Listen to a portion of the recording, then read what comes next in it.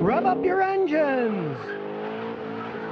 Today I'm going to show you how you can save thousands of dollars in suspension repair on your car. Now, suspension systems have gone a long way since I was a young mechanic. No longer do cars all have simple shock absorbers with a bolt on the top, a bolt on the bottom. Take the two bolts off, put new shocks on. They have McPherson struts. They even have computer-controlled McPherson struts. They have electronics and hydraulics inside them. And being so complex, of course, they're expensive as can be. You want your suspension parts to last as long as possible. I'm going to show you how you can make that possible. Now realize that many of your suspension parts have rubber seals or rubber bushings in them. Over time, these things are going to rot, crack, leading to really expensive repairs. And that's why over the years I've used this AT205 reseal. It's just a clear polymer. It looks just like water, but it doesn't smell like water. It rejuvenates rubber, keeps it pliable so it doesn't crack. Now I've filled this old spray bottle with the AT205 reseal to show you how I treat rubber suspension parts so they don't break down in the first place. We'll just take off this wheel. Off it comes. And as we look inside, here's the first thing. This is the boot that's on the power steering rack. It keeps dirt and dust from getting inside the power steering. So a few times a year, get the AT205 reseal, spray it all over the boot. That'll keep the rubber nice and supple. It's a royal pain in the rear end taking all the suspension apart to replace it if it cracks, so a little preventive maintenance goes a long way. And on the top of the strut, the same thing. This is a dust shield. Spray it every once in a while. It'll keep the rubber nice and supple so it won't crack. And you can do the same here on the torsion bar right here. And of course, here's the CV axle. You can spray the rubber boot there to keep it from cracking. And hiding inside here are rubber control arm bushings. You want to keep them nice and lubricated with the AT205 reseal. Because if that control arm goes bad, you got to take a lot of suspension parts to replace it. They're very expensive.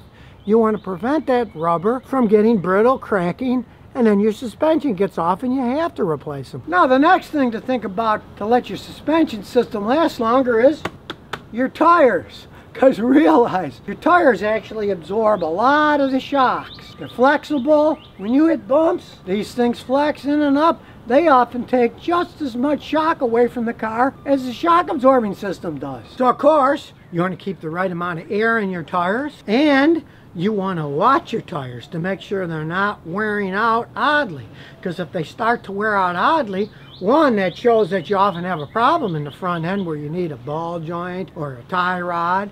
And if your tire is worn badly, out of balance, it shakes a lot at speeds, it's going to wear things out faster. The more shaking you have, the worse it's going to be. Now the next tip, of course, is don't carry excess weight. Let's take an extreme example. I had a customer who was a scuba diver instructor, and he always had big old scuba diving tanks lying in the trunk.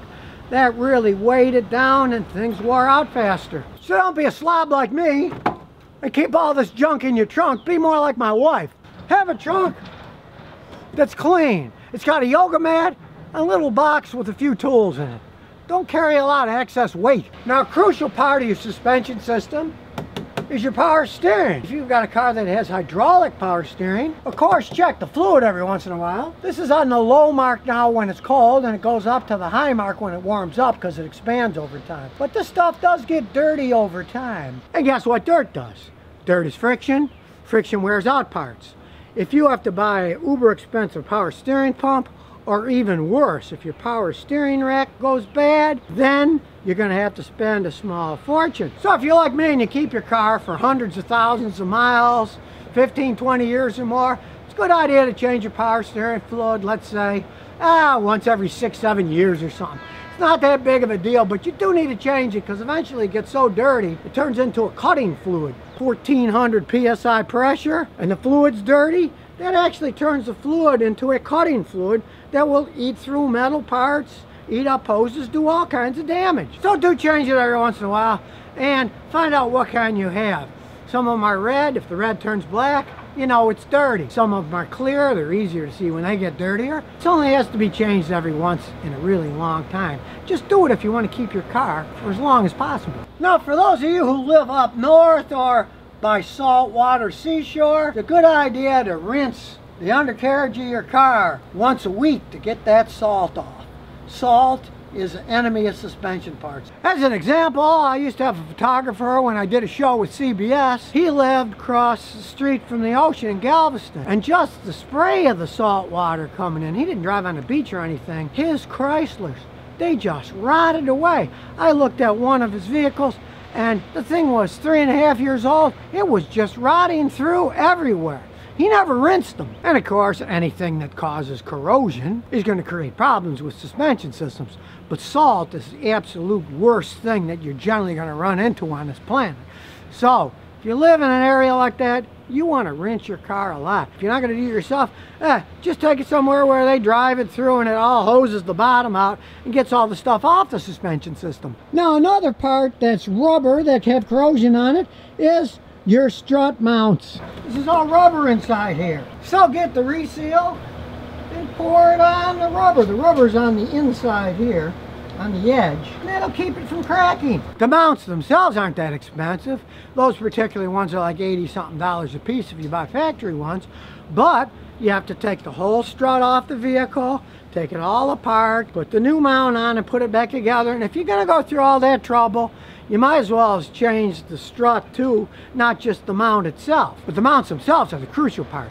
The whole thing sits on that. If it cracks and breaks, the suspension can pop right up through it. You hit a bump, it'll just lose control. I've had cars that came here when I jacked them up in the air, little things just fell off the car because the only thing holding them on was the weight of the car. So when they were hitting bumps, they were actually coming out of the hole.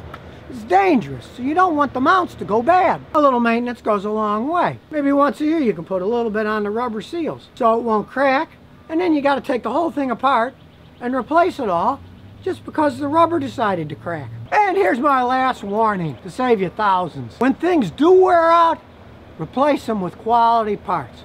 Don't go on eBay and buy the cheapest strut or the cheapest wheel bearing assembly you can get your hands on. I tried that in the past to save my customers money. Boy, it bit me in the rear end. Parts didn't last long. Sometimes they didn't even work in the first place because they weren't machined correctly. Always buy quality suspension parts when you do have to change them. Unless, of course, you plan on getting rid of the car. A lot of guys will put those quick struts on to save money.